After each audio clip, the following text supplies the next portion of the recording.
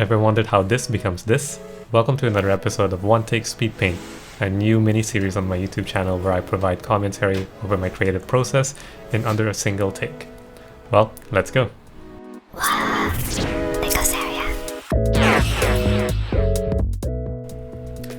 So we start off with a blank 18 by 24 poster canvas, which is kind of the typical size that I use nowadays.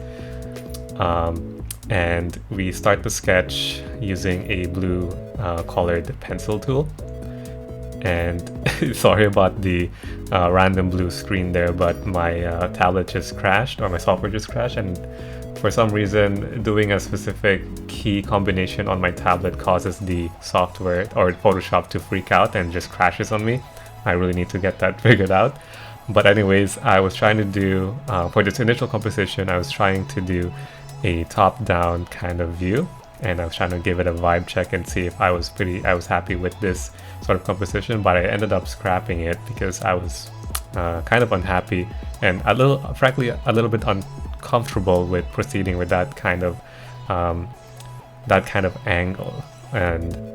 But like most of my sketches, I like to keep them to the side just in case I need, or I would like to go back to it and perhaps even improve upon it. An idea is an idea, and it's always worth kind of saving it off to the side, just so you may be able to look back on it and see what the process was like until you reach the final outcome, right? It's very interesting to just, kind of like what I'm doing right now, kind of reviewing my own process and seeing what I've done and what I could have done differently.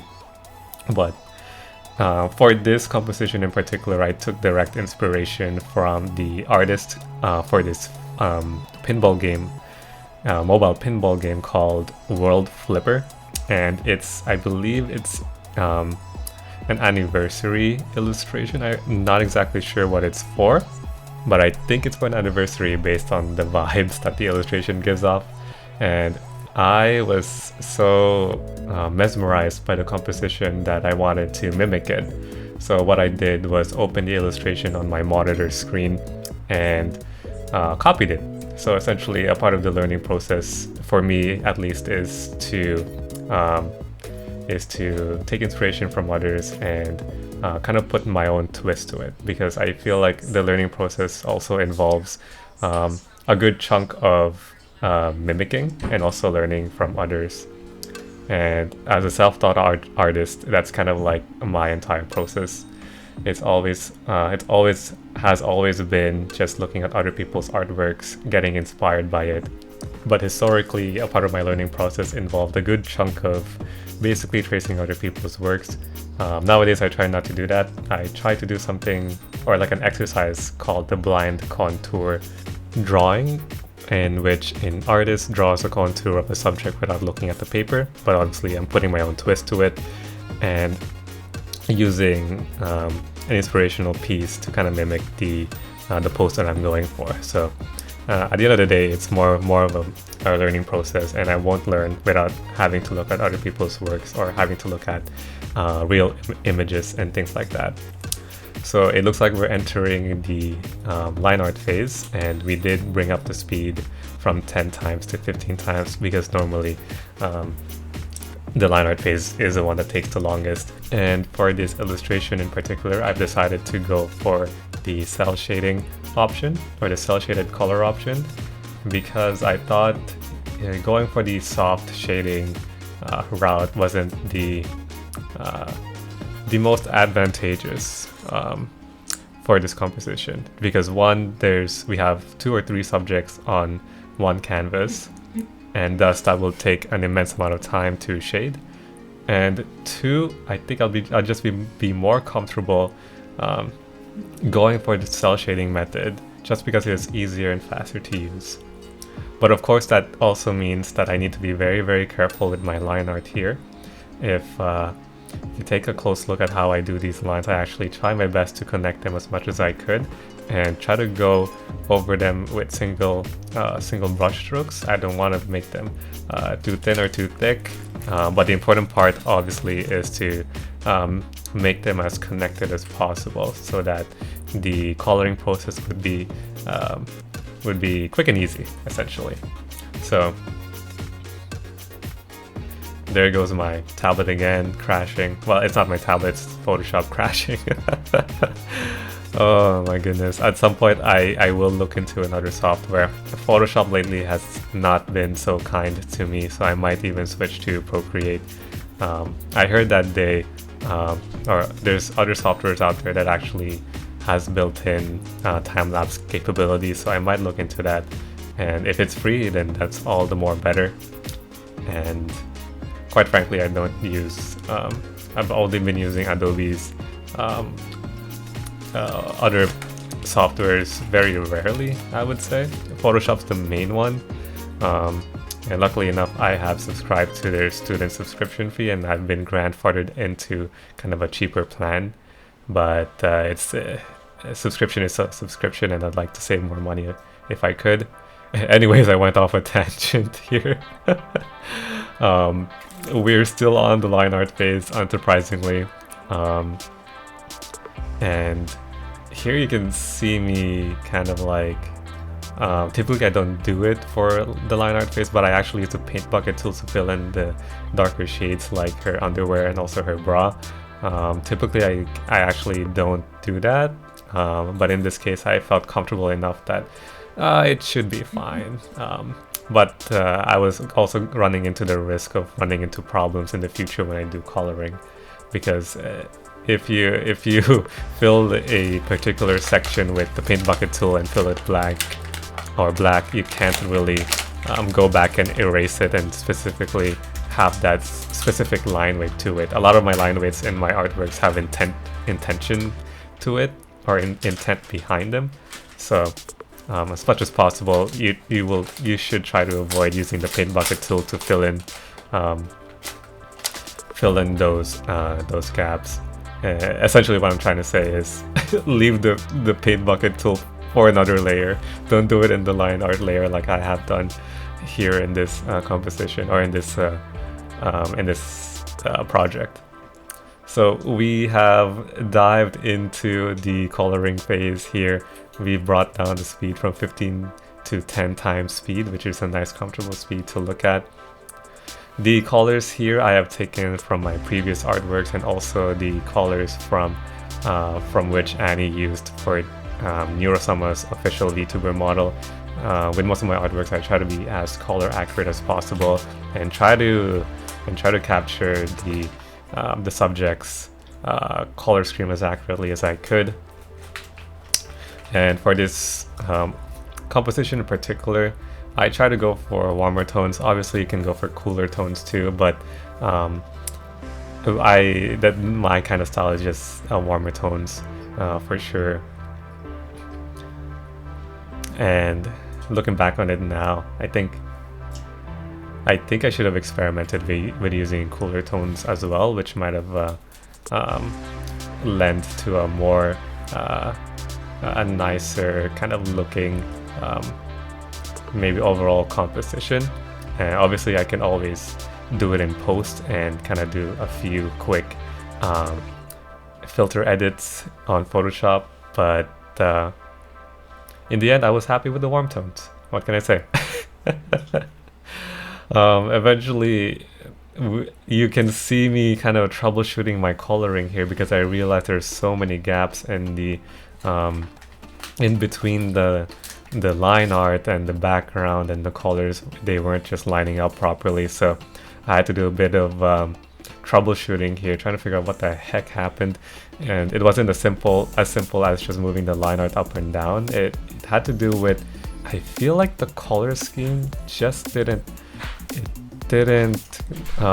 or the line art itself just resizing correctly, so I had to redo the coloring phase over again, which is really unfortunate. But even though nobody will ever see those gaps in reality, unless they take like a microscope and look at it in a subatomic level, the perfectionist inside of me is just like, oh, I don't want anyone to see any mistakes. So especially with the cell shading color technique, it's a very easy fix after all. So I just took the L and then decided to recolor everything.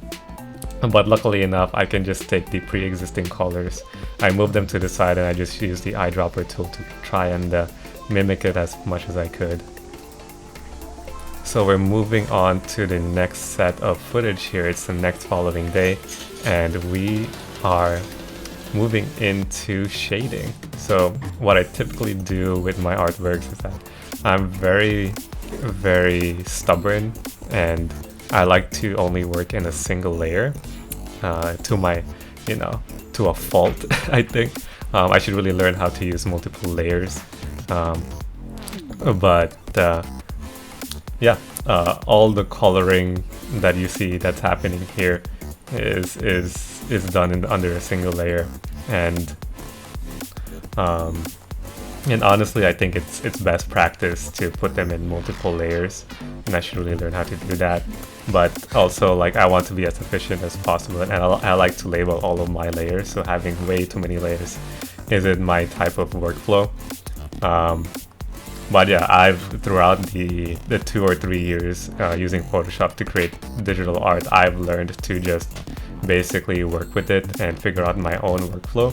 I'm sure some of you may not work the same way as I do, but hopefully this can kind of open your eyes and see alternatives to how one may work when making anime art. So yeah, in summary, we basically used the paint bucket tool and filled in all the gaps, and now we're simply playing around with the color swatch tool and using again the pencil tool to create those harsh shades along each section of their bodies to create those like epic shadows, I would say. But also while maintaining somewhat of a softness to them, because although it's very tempting for me to create very harsh contrast in colors, I also like to introduce some sort of softness to them. So overall, the composition is nice to look at and not too harsh. And speaking of softness, we are entering what I like to call the line art softness a process, where I go into the line art layer and meticulously color them slowly but surely. And what I do here is I use the eyedropper tool and match the adjacent color, and and by matching that color and making it darker in hue, I use that color to change the line art color from a harsh black tone to a more of a softer tone, if that makes sense. I'm not very good at explaining. I'm more of a shower, not a teller, but hopefully my little explanation kind of helps here. And overall, I think this is a very new process for me, to be honest, but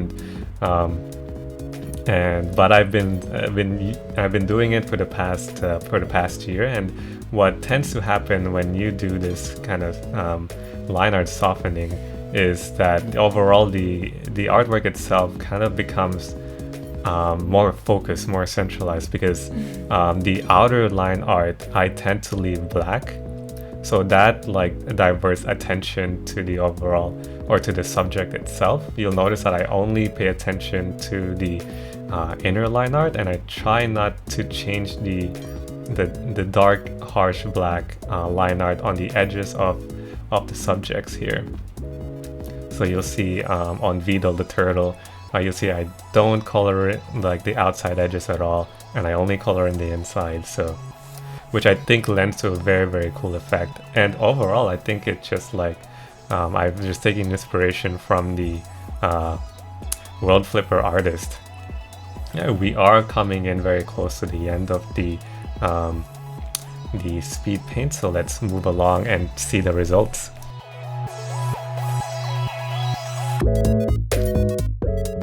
And here we have the final piece. I'm really happy with how it turned out. I think the colors really meshed well together, and normally I'm very afraid of drawing more than 2 characters in a single canvas, just because it takes so much time to do so. But hopefully this video will give you some insight and even inspiration to kind of go out of your comfort zone and do the same thing. If you'd like to see more, make sure you lick that like button, and I'll see you guys later.